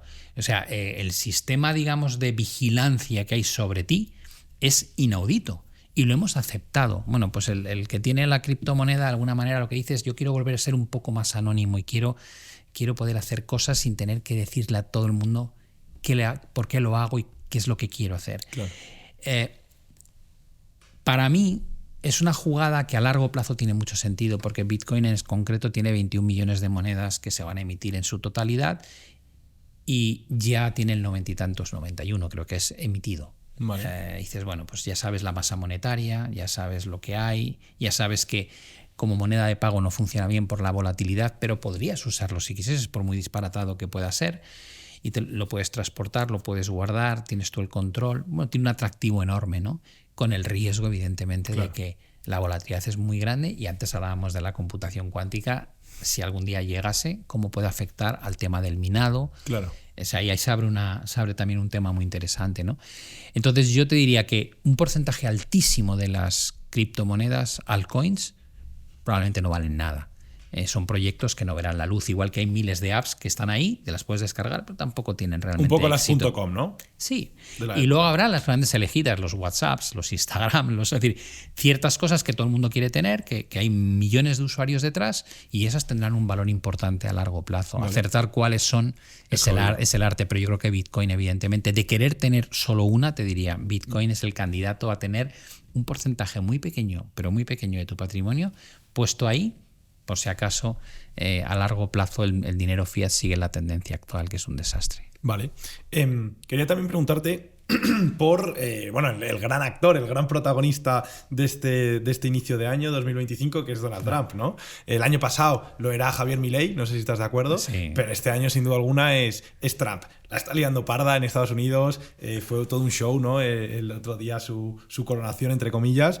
Quería preguntarte un poco cómo van a interpretar o cómo están interpretando los mercados la llegada de Trump, y ahora si quieres hablamos del tema Groenlandia y tal, que me parece súper interesante. Sí, bueno, Trump es un disruptor, ¿no? en la manera en la que hace las cosas. Yo siempre he dicho que el trasfondo de muchas de las decisiones que toma, yo estoy de acuerdo con él. Vale. Las formas que utiliza, sí, creo que estoy en desacuerdo en todo. O sea, creo que es el elefante en la cacharrería. Sí. A mí personalmente ese tipo de personaje tan autocrático, tan soberbio, tan mano de hierro a la hora de hacer las cosas, no me gusta. Creo que no hace falta ser así. Pero bueno, él es como es. El ejemplo de la OTAN es perfecto. Sí. Es razonable que el tío que más gasta en defender el mundo a través de la OTAN exija a sus partners que cumplan con la cuota que firmaron que iban a destinar del PIB a defensa. Jolín, pues sí, es de cajón. Es como decir, vamos a poner todos 10.000 euros y de repente tú pones 1.000, ¿no? Y te digo, hombre, Luis, te faltan 9.000, ¿no? La forma en que lo hacen, en que pide que se aporten esos 9.000 está fatal. Pero es lícito que diga, no, tío, aquí estamos todos a las duras y a las maduras. Y así podríamos hablar de muchas cosas. Y hay otras que no me gustan nada. Las decisiones que toma de abandonar la Organización Mundial de la Salud o el Pacto de París en medio ambiente, no me gustan nada. Y aquí hago una cuña muy breve. Vivimos en una sociedad donde los políticos nos han obligado o nos han llevado al concepto de escoge bando, 100%. A favor o en contra. Y dices, no, mira, yo soy una persona que lee, que tiene una carrera, que tiene un cierto sentido común, y yo valoro cada acto en sí y no soy fan o no fan de uno. Claro. Es decir, me puede gustar que la postura de Trump con la OTAN sea la correcta y pienso que con el cambio climático no. Si eres muy de ultraderecha o de derecha tal, te miran como diciendo, ¿cómo que el cambio climático? No, digo, no, tengo mi opinión, si quieres lo hablamos, lo defiendo y todo lo que quieras. Digo, es que a mí no me vendas el paquete entero. Vamos punto a punto.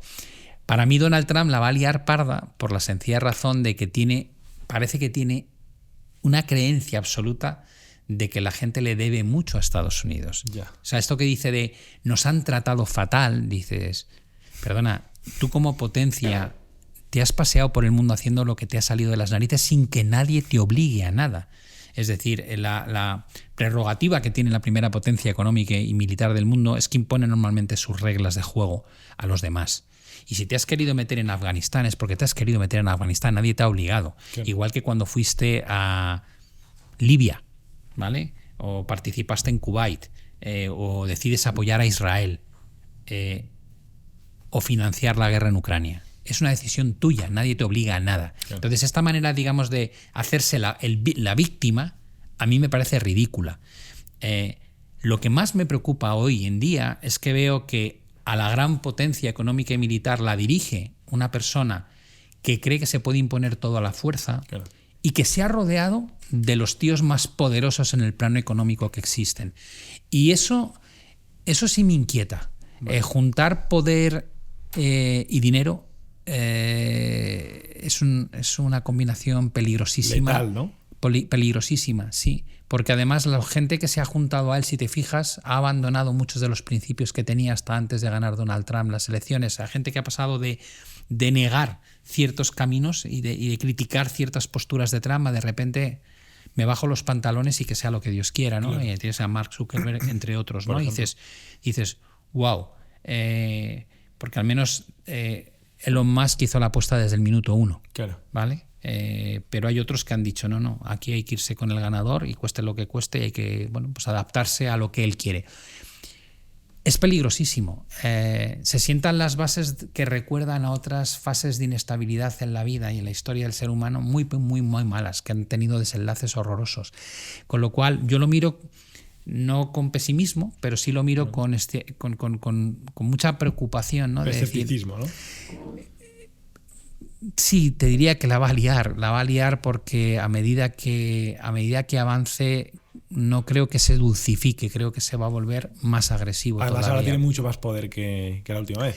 Antes le discutían dentro de su propio partido, ahora nadie se atreve a levantar un dedo en contra, está haciendo una purga de aquellos que durante 4 años le persiguieron a nivel judicial.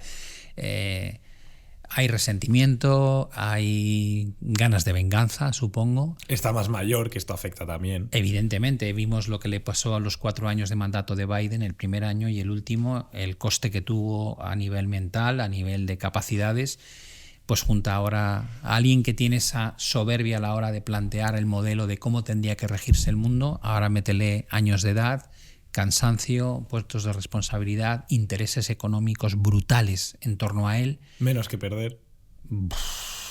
Un tío además que es muy empresario, más allá de... Muy capitalista, ¿no? Claro. Entonces dices, bueno, son combinaciones muy poderosas. Yo creo que vamos a tener 4 años que vamos a flipar en colores de cómo se redibuja la geopolítica a nivel global. Y además es alguien que creo que jamás acepta que él pueda tener la culpa de algo que marche mal. Ya vemos la persecución que ha empezado a hacer a Powell verbalmente, al presidente de la Reserva Federal, que se la tenía guardada. No sé, te diría que la llegada de Trump como mínimo genera un incremento brutal de incertidumbre y de volatilidad en nuestro día a día. Claro. Bueno, va a ser muy interesante. Me alegra también que hayas tocado un poco el tema de las tecnocracias, ¿no? De todos los colegas de Elon Musk, que es el claro ejemplo, porque también quería preguntarte por ello. Lo veíamos también incluso en Disney, ¿no? Que ha tomado como un cambio de postura, no sé si expresarlo en términos de acercamiento a Trump, pero por lo menos a nivel ideológico, separarse un poco de todo lo woke y de como de la línea ideológica predominante en Estados Unidos, ¿no? ¿Esto tú crees que puede ser por precisamente eso, porque Trump ahora está en el poder, o porque está habiendo también un cambio de rumbo a nivel ideológico en el mundo y quizás lo que hace unos años parecía que iba a ser el diseño, el modelo ideológico, pues ahora está eso, cambiando su rumbo? A ver, y aquí tenemos todas ideologías, como es lógico, y creo que lo más importante es respetar la ideología del de enfrente y no criticarla, porque sí, yo creo que parte de ese movimiento woke puede tener sentido desde un punto de vista humano, pero eso no quiere decir que sea eficiente desde un punto de vista económico. Hay que buscar probablemente puntos de equilibrio razonables, ¿no? No te puedes... Creo que el ser humano tiene la tendencia a fluctuar de extremo a extremo, ¿no? Claro, vivíamos en una sociedad ultramachista hace 60 años, no digo que no quede todavía bloques machistas, pero casi que nos vamos al otro extremo, ¿no? Sí. Y al final dices, nunca vas al punto de equilibrio, te vas al otro lado y de ahí reviertes. Mira Trump, ¿no? Solamente 2 sexos, masculino y femenino, y dices, bueno, tío, vamos a ver. Es una aberración lo que estás diciendo, digo, y es menos aberración que haya 37 géneros distintos reconocidos en la Policía Nacional. Dices, digo, no podemos ser un poco sensatos y buscar un equilibrio donde se reconozca la pluralidad, pero sin irnos al disparate que llegamos a tener a día de hoy. Entonces creo que el ser humano en ese sentido se pasa a 4 pueblos, derecha e izquierda. Sí. Deberíamos ser capaces de encontrar ese equilibrio. Tú dices lo de Disney o pones el ejemplo de determinados cambios de postura. Lo que me preocupa no es que estemos volviendo a un punto de equilibrio por sentido común, sino por obligación. O sea, que por miedo. Y yo creo que en Estados Unidos hoy impera más el miedo que el sentido común. Vale. O sea, de repente es como, a este tío no le puedes chistar, a este tío o estás con él o estás contra él. Este ejemplo que decíamos de la bipolaridad en las decisiones y todo el que está en el mundo del empresarial, sobre todo a esos niveles que decimos de estos ejemplos que estamos poniendo, pues probablemente tu mundo empresarial, siendo perseguido por un tío como Trump y toda la fuerza que puede ejercer sobre ti, no tienes futuro. Con lo cual, muchos están cambiando de postura. No porque piensen de otra manera, sino porque no les queda opción. De hecho, si Trump desapareciese, imagínate que hubiese un accidente, el avión, el Air Force One, y desaparece Donald Trump y surge otro político, creo que la mitad de esas conversiones aparentemente que se han dado en formas de pensar volverían a donde estaban antes, ipso facto. Seguro. O sea que creo que hay un tema que es puro miedo. Y probablemente donde estaban antes llegaron a ese punto porque había otro poder que imperante. Por supuesto. O sea, que muchas veces, ¿no? Esto de que el dinero no tiene ideología, ¿no? Esa frase que se le atribuye a Jordan de los blancos también compran zapatillas, ¿no? Cuando surgió la famosa polémica. Totalmente. Es decir, no seamos hipócritas. Al final te dejas llevar por creencias personales y por lo que te aporta el estar o no en consonancia con un bando, ¿no? Y ya que estamos hablando de Trump y te había mencionado antes que quería tocar el tema de Groenlandia, ¿cómo ves tú esto de Groenlandia? Porque claro, en uno de los alegatos que ha hecho Trump es que ha propuesto muchas cosas, entre otras invadir México, cambiar el nombre del Golfo, pero una de ellas es comprar Canadá, pero o anexionarse Canadá. 52, Estado 52, ¿no? Pero otra de esas locuras que proponía era comprar Groenlandia. Sabemos que Groenlandia es una zona muy estratégica para Estados Unidos por todo el tema de las tierras raras, del petróleo. Actualmente, la base militar que tienen allí. Efectivamente, hay muy pocos habitantes, ¿no? Creo que son como unos 60.000 habitantes para un terreno gigantesco. Que por cierto no quieren ser parte de Estados Unidos, que ya lo han dejado bien claro. Tampoco de Dinamarca, ¿no? Porque son... Bueno, pero es que el gobierno danés ya ha dicho que tienen la prerrogativa de poder hacer una votación buscando esa independencia. O sea, y la idea es un poco esa. Sí, sí. Entonces, quería preguntarte, claro, porque esta es otra cosa que también hay que tener en cuenta, que es el tema de que Groenlandia está subvencionado, les llegan 600 millones de euros al año, tampoco hay mucho interés o no hay mucho incentivo de explotar y de montar toda la infraestructura necesaria para extraer todas estas tierras raras y todo el petróleo, porque ya creo que tienen una renta media de $57.000 al año, ¿sabes? Viven de puta madre. ¿Tú cómo ves esto de Groenlandia? ¿Qué crees que va a pasar con Trump? A ver, a mí me costaría mucho pensar que Trump va a obtener el control de Groenlandia como él quiere hacerlo. Ya. Sinceramente, no lo veo. ¿Cuánto va a poder imponer de sus deseos? Es una de las grandísimas preguntas que tenemos todos en la cabeza. ¿Va a conseguir el control del Canal de Panamá? Porque cambiarle el nombre al Golfo de México por Golfo de América, ¿qué más me da? Sí. O sea, eso es... Algo simbólico, ¿no? Simbólico, un titular, muy bien, pero no tiene efectos prácticos. Controlar que pudiese controlar el Canal de Panamá, teniendo en cuenta lo que los barcos que, o sea, solamente pasar de Nueva York a San Francisco, en lugar de por el Cabo de Hornos, pasarlo por el Canal de Panamá, pues te reduce en 2/3 partes el trayecto. Entonces dices, bueno, sí, evidentemente ahí hay un tema puramente económico, y además el control actualmente lo ejerce una compañía china o dos compañías chinas, lo cual ahí en la guerra geopolítica pues importa. Groenlandia puede ser un objetivo que lleve a Donald Trump a enemistarse con un país europeo que tal vez reciba el apoyo de la Unión Europea y por tanto crear otro conflicto geopolítico de Estados Unidos contra Europa.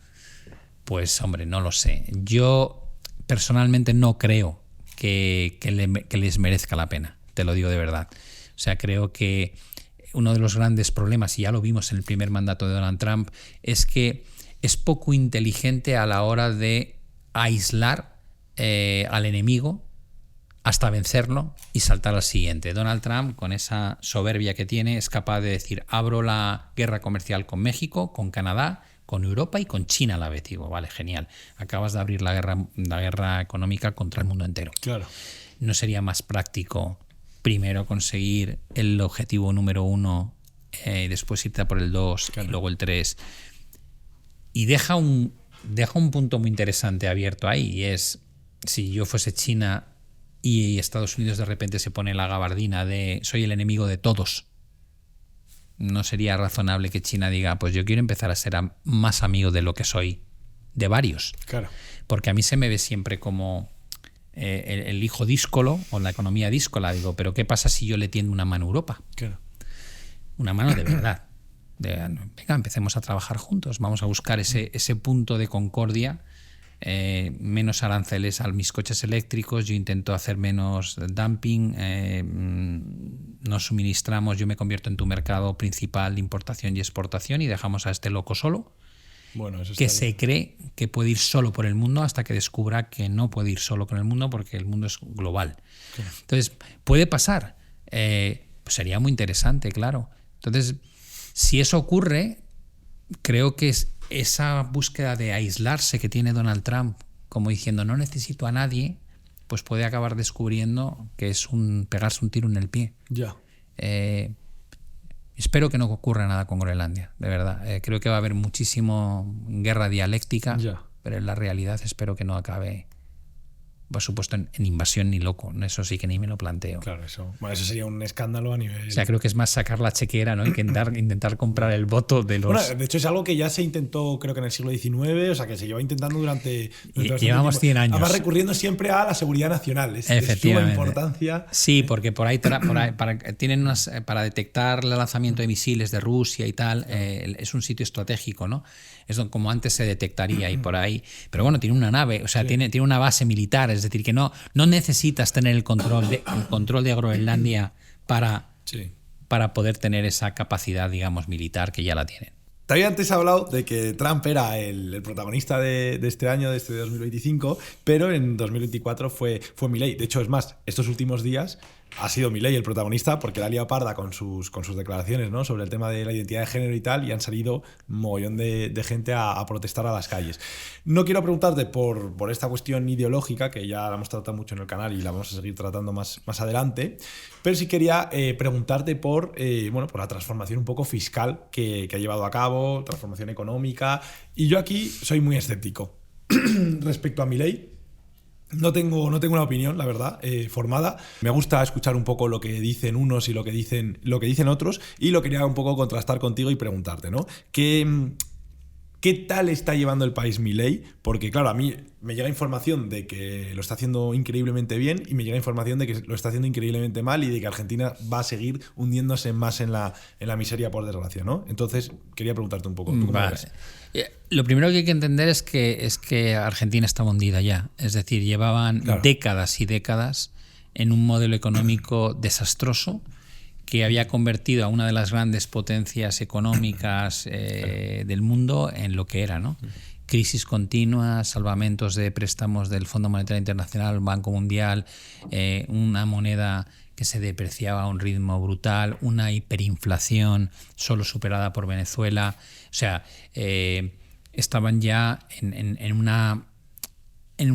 la UCI ya sin tratamiento, ¿no? Era la sensación de decir, bueno, te queda un día. Subsistir, y el éxito era subsistir 2 días en lugar de 1, ¿no? Bueno. Pero bueno, a todas luces, seguir por ese camino era morir. ¿Vale? Esa es la primera conclusión que yo creo que era importante extraer, ¿no? Es decir, esto vas hacia un precipicio y ya estás casi a mitad de caída, ¿no? Te vas a matar.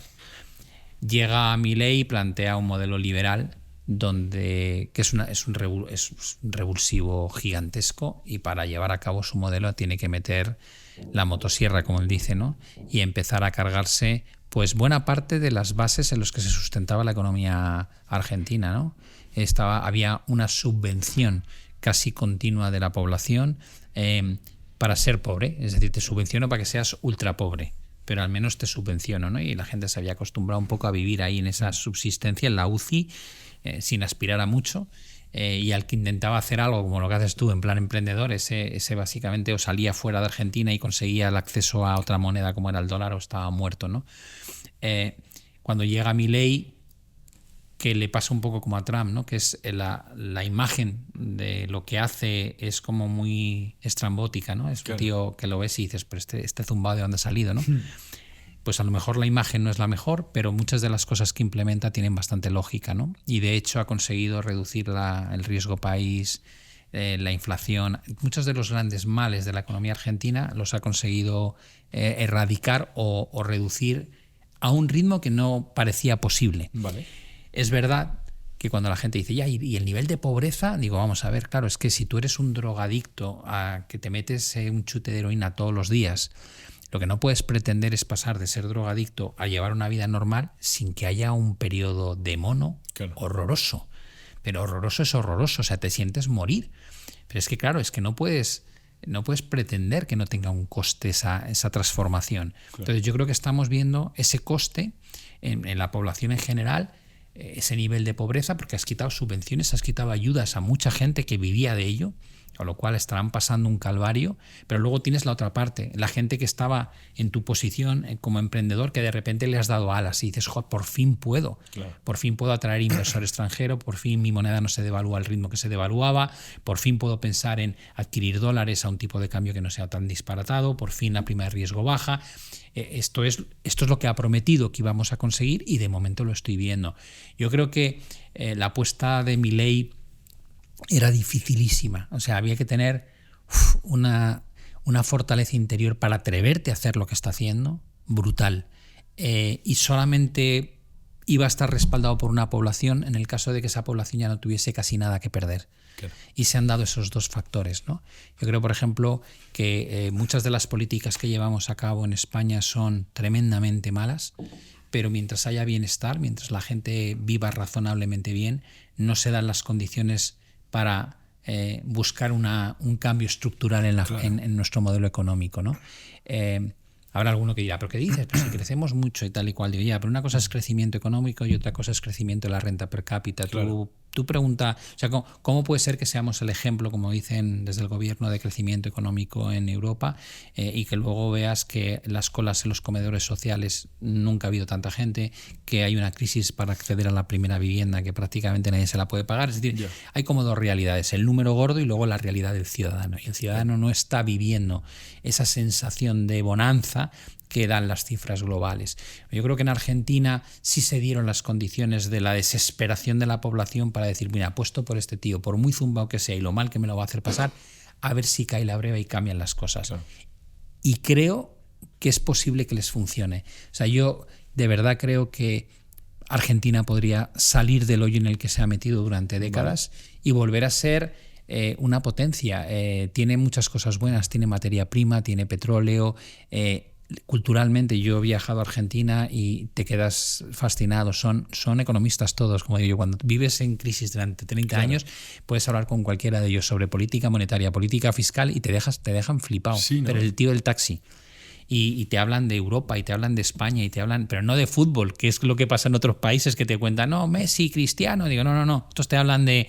Y cuando aprobaron ustedes esto y cuando subieron los impuestos y cuando digo, no me lo puedo creer. O sea, es gente que tiene un bagaje cultural enorme y yo creo que sí, que se corresponde en un puesto... ¿Y cómo es que les ha ido tan mal con sus políticos teniendo en cuenta que tienen...? Pues porque los políticos no son un reflejo de la sociedad. Me gustaría pensar que lo que tenemos, los políticos que han pasado por España en los últimos años, las últimas décadas incluso, no son un reflejo de lo que somos. Sé que les votamos, pero qué triste sería que eso sea un ejemplo de lo que es España, ¿no? Yo tengo muy mala opinión sobre los políticos, creo que no dan la talla. Hay gente buena, evidentemente, no se puede hablar de blancos y negros, pero creo que en general hay muchísima mediocridad entre la casta política y no están preparados. Si esta gente tuviese que dirigir una empresa, la quebraban en un año.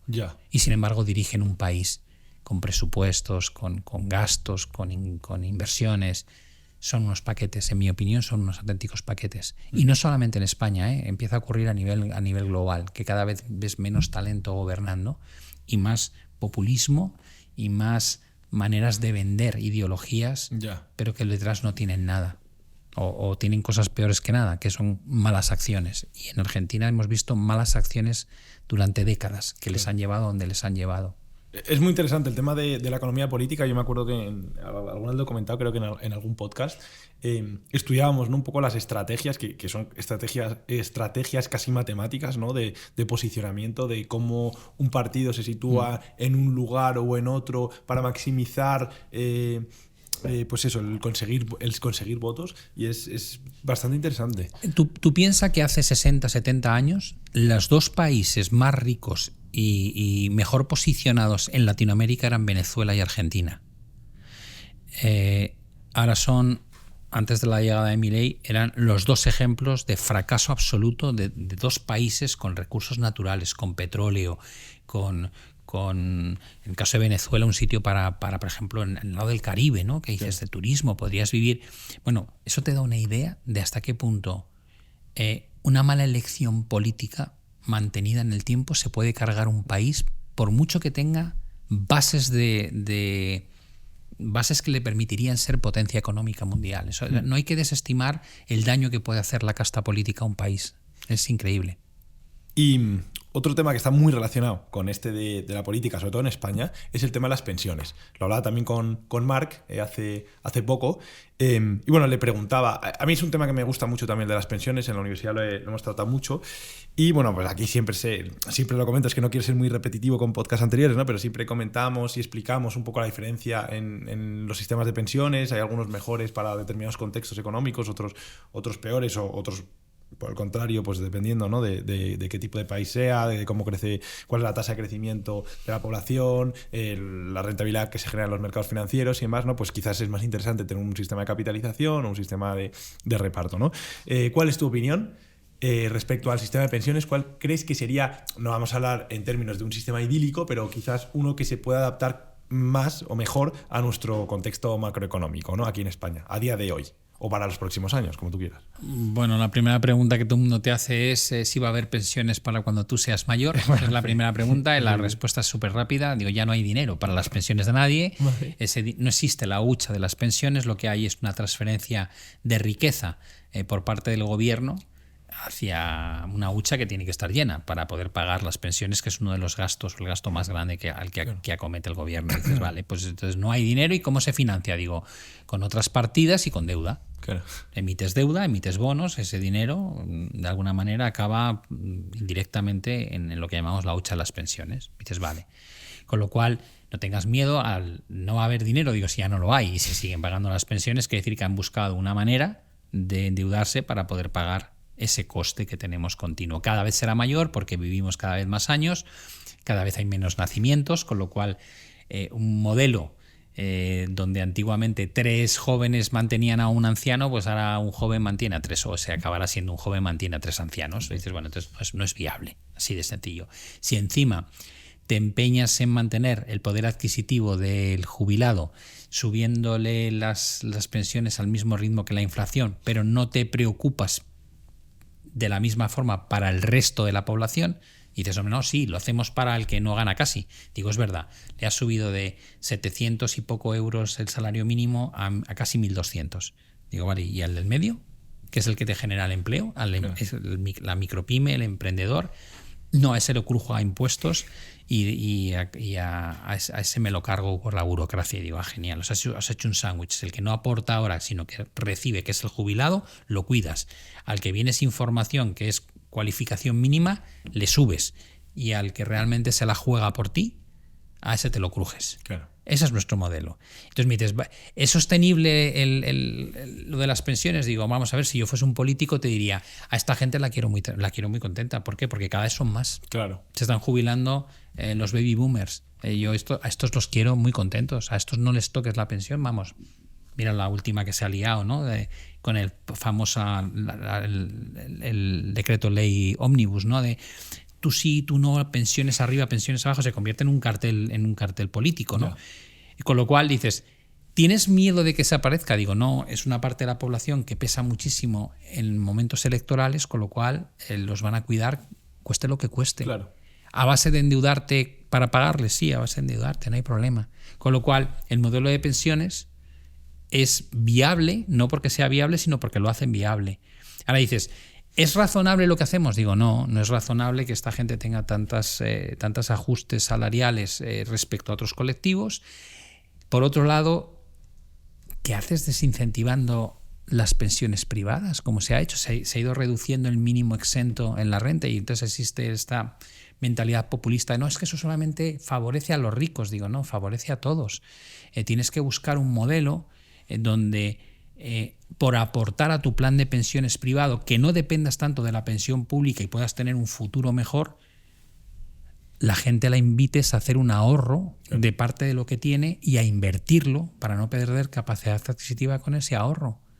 Pero es que me parece tan de cajón buscar un modelo mixto, pero lo que se está haciendo es cargarte o desincentivar el modelo privado y potenciar el modelo público, que no es viable y que lo tienes que sustentar con deuda. Dices, ¿pero qué están pensando? Ya. Entonces, ¿lo estamos haciendo bien? No, personalmente creo que lo estamos haciendo muy mal. Pero es que no entramos en los detalles concretos de las cosas, nos quedamos solamente en cómo lo voy a poder vender. Tú lo has dicho antes, ¿no? ¿Esto me va a dar rédito político o no? Claro. Y si me da rédito político, me da igual que la medida sea una auténtica porquería. Yo quiero sacarla adelante, porque en el fondo, en el corto plazo, sirve al propósito que me he buscado, que es volver a salir reelegido o ganar más votos en esta comunidad o en esta otra. Es así de triste. Y, por ejemplo, con la cuota autónoma, ¿cuál es tu postura? Porque aquí volvemos, ¿no?, al análisis que haces, ¿no? Que verdaderamente al que le crujen no es tanto al que tiene muchísimo, sino al que tiene lo justo y necesario, ¿no?, con la cuota, porque al que gana, yo qué sé, 500.000 pavos al año, la cuota autónoma, hablando mal y pronto, se la pela. Pero al que gana 20.000, pues le estás jodiendo. Pues ahí está. Es decir, yo pago, no sé si son casi 1.200 euros mensuales a la Seguridad Social, de cuota de autónomo, y siempre he pagado el máximo desde hace, no sé, 20 años, 25 años, ¿no? Pero cuando te vas a rentas bajas, dices, joder, ¿qué porcentaje voluntariamente? Porque tienes un mínimo que tienes que pagar, pero luego lo otro es voluntario. Pues claro, es muy difícil a alguien que está en el día a día con pocos recursos decir, no, destina más. Pero tú puedes voluntariamente, pasado el mínimo, contribuir más, ¿no? Y dices, no, 500. Y dices, no, que los necesito. No, yo estoy hablando de la obligatoria. Sí, bueno, la obligatoria es lo que al final la mayoría de los autónomos acaba pagando. Efectivamente. Pero eso descubren después que les da derecho a una jubilación que es una auténtica vergüenza. Claro. Entonces dices, ya, pero ¿dónde están? Digo, están en una situación malísima. Primero, ese mínimo no hace más que subir. Cada vez te están metiendo una obligación de ceder un porcentaje mayor de lo que ganas. Y encima no te garantiza nada en el futuro. Entonces, bueno, es otra muestra de un modelo económico donde crujes a un determinado segmento de la población, porque cuando tú trabajas por cuenta ajena casi no miras mucho la contribución social, porque un porcentaje muy alto lo paga el emprendedor, el empresario, no lo pagas tú, ¿no? Entonces, bueno, no lo ves, no computas eso como sueldo, ¿no? Y la carga la tiene otro. Funciona muy mal. O sea, ¿qué quieres que te diga? Es que creo que deberíamos buscar un modelo que fuese darle el dinero a la persona y que sea la persona la que decide cómo quiere organizar. Yo preferiría decir, no me des contribución, déjame que me monte mi plan de pensiones yo, por mi cuenta, más eficiente que el tuyo. ¿Vale? De que ese dinero que me quitas, no. Yo no te voy a exigir jubilación después. Yo me lo gestiono. Claro. Pero me lo gestiono todo. O sea, eso que me quitas todos los meses, déjame que me lo quede y yo creo mi plan de pensiones de aquí a los 66, 67 años. Claro, o sea, esto lo hablaba el otro día con mi primo, ¿no? Y que él tiene un espíritu muy socialdemócrata, ¿no? Entonces él me comentaba que, pues, en su caso, no paga, o sea, todo lo que paga de impuestos y demás, no es porque pretenda que haya una reciprocidad, ¿no? De, bueno, cuando yo tenga 70 años me van a devolver un poco lo que yo he dado, ¿no? Es un poco su postura era más bien, yo doy sin esperar recibir, pero claro, un poco mi argumentación era, claro, pero cuando estés ahí, a no ser que hayas ganado mucha pasta y hayas podido ahorrar, alguien te tendrá que echar un cable, ¿sabes? Y entonces, a día de hoy, por cómo está montado el sistema, es un poco complicado. Entiendo que también hay muchas críticas, hay un debate interesante, creo que es entre Rayo y Monedero, sobre el tema de las pensiones, ¿no? Sí.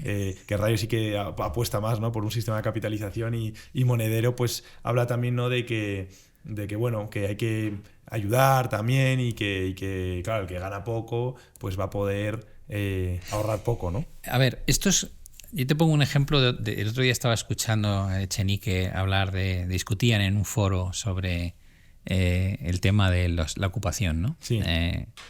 Y era muy curioso, ¿no? Porque decía, no, porque esta persona es vulnerable, entonces tiene derecho a quedarse y el gobierno le paga a usted el alquiler. Digo, no, para, ahí está el problema. Digo, tú eres el gobierno. Tú eras el gobierno, vamos, hay un gobierno, digo, y alguien ocupa, el ocupa inquilino, inquiocupa, sí, como lo quieras llamar, deja de pagarte. Digo, tu solución, la solución que te parece razonable es que el gobierno te paga a ti, al propietario, un dinero y siga quedándose en tu casa. Digo, no, es tu problema, no es el mío. Es decir, saca a esa persona de mi casa y si es vulnerable, búscale una vivienda social. Y es tu problema. Claro. ¿Desde cuándo tengo que solucionarte yo a ti el problema? ¿Qué es eso de que yo te pago una cantidad que estimo que es el alquiler correcto y tú con eso ya tienes que dejar que estén en tu casa esos individuos? Digo, no, que es mi propiedad.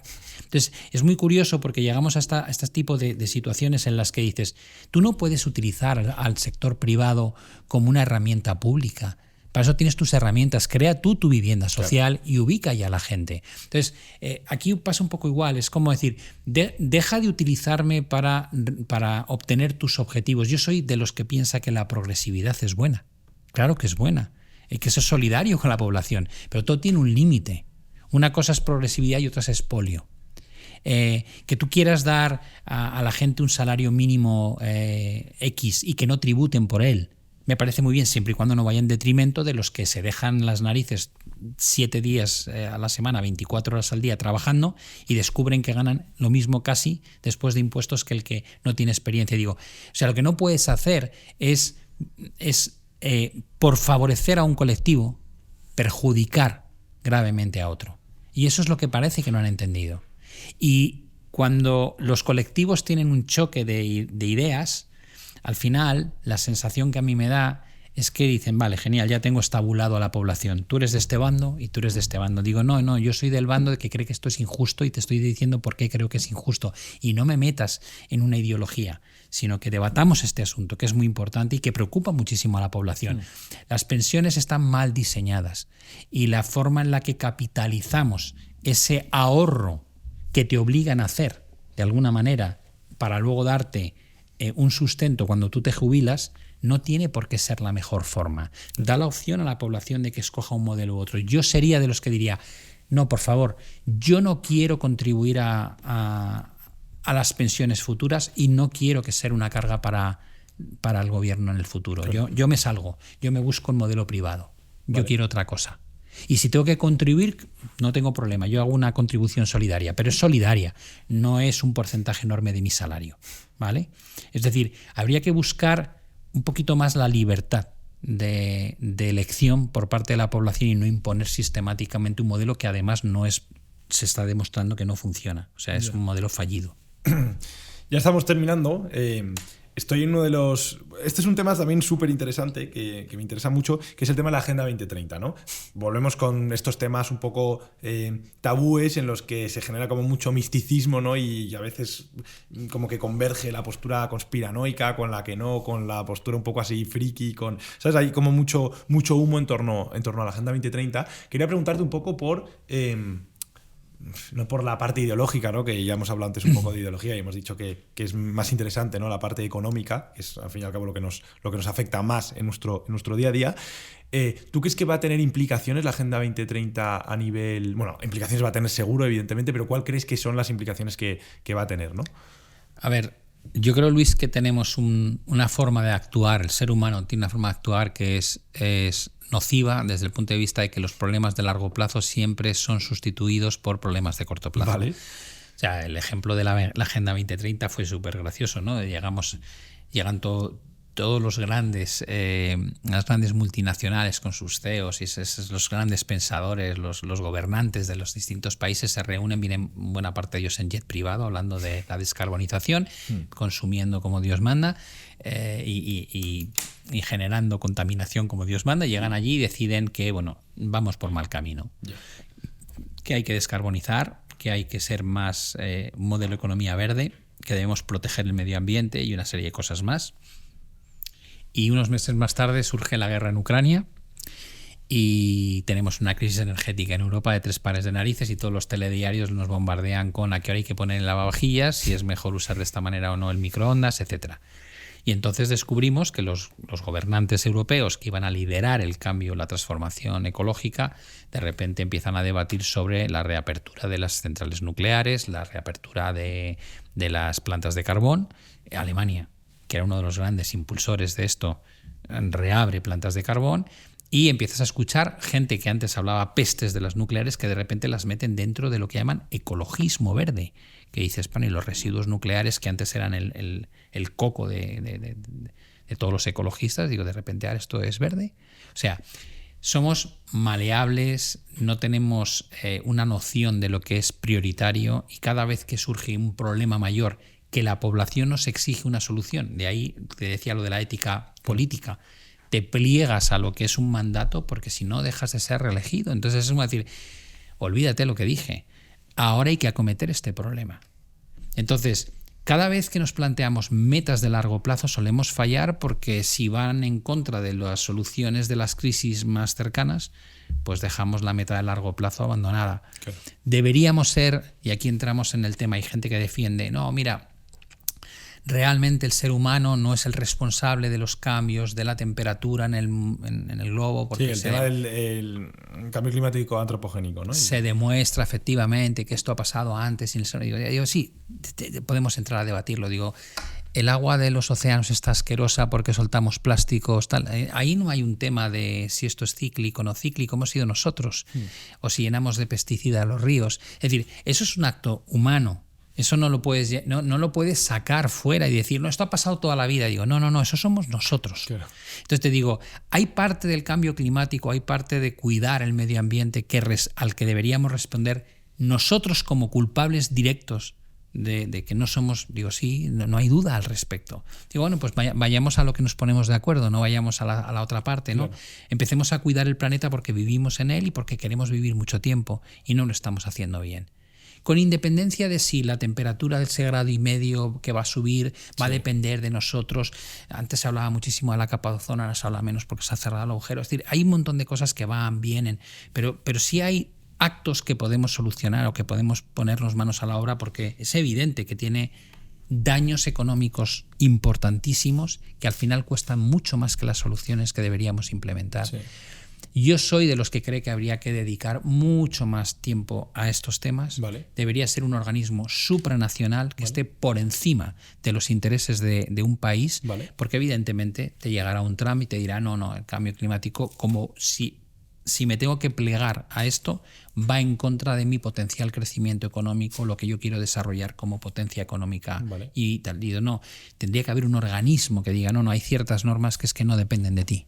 Porque Impulsar, por ejemplo, la economía circular en lugar de la economía lineal. Sí, y porque en el fondo, cuando tú haces cierto daño como país, si afecta al globo, es que ya no es política tuya, es política global.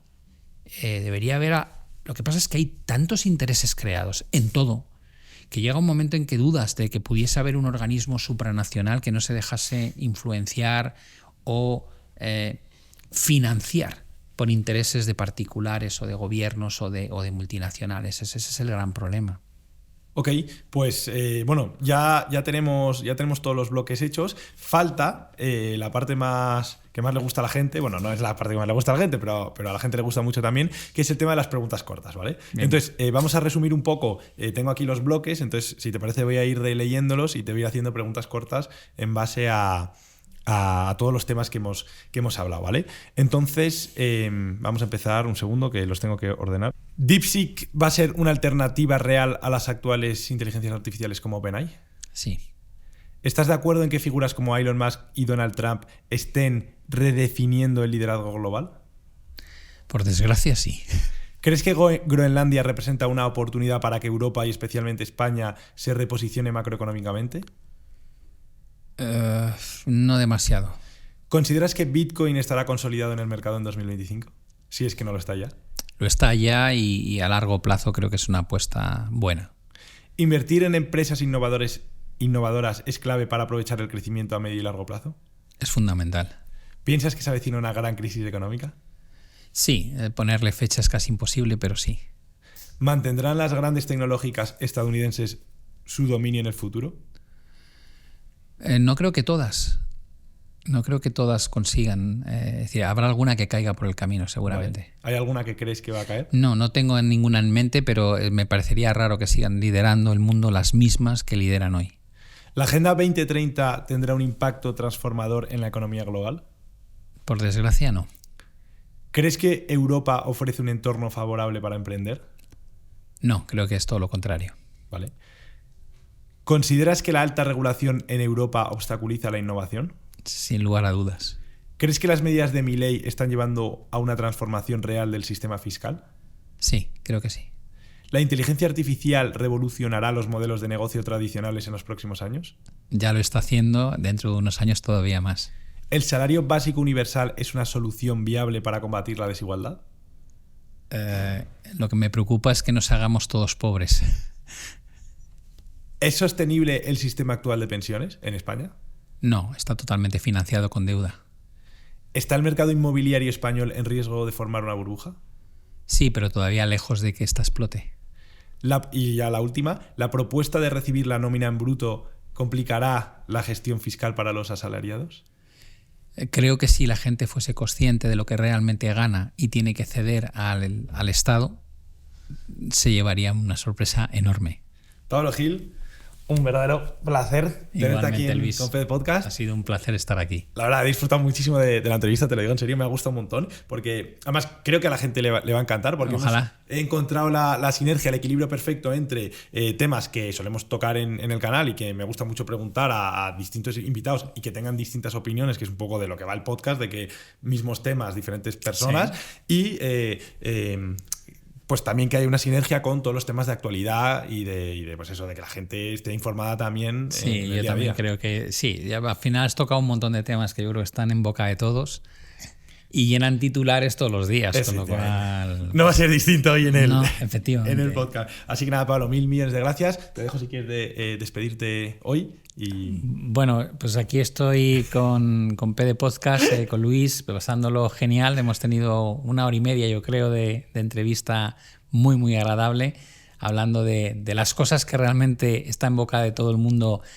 cuando lees la prensa, ves la tele o navegas por redes sociales. Espero que la opinión os haya parecido interesante y, como digo siempre, discrepar es lo mejor que puede ocurrir siempre y cuando se haga con educación. Así que seguid ahí. Ya sabéis que tenéis las redes de Pablo. Bueno, dejaré toda la información interesante y sobre todo para todos los que se quieran apuntar a tu formación en el comentario fijado y en la descripción del vídeo. Ya lo sabéis porque lo habré puesto en gigante en la pantalla cuando le he dado paso en la presentación. Así que nada, nos vemos la semana que viene con un episodio también súper especial.